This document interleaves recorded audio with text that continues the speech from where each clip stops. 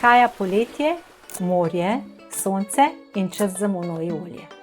V tem času je pomembno, da je koža zaščitena, nahranjena in sijoča.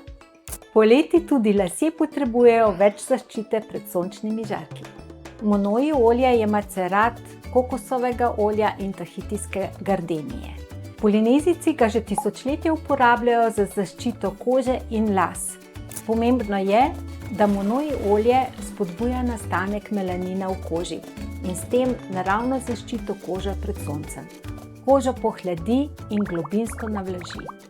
Monoji olje uporabljamo na več načinov.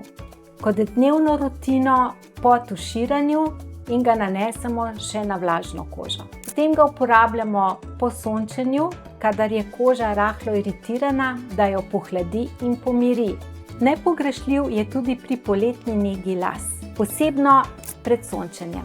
Lase bogato naoljimo z monoji oljem in gremo na plažo.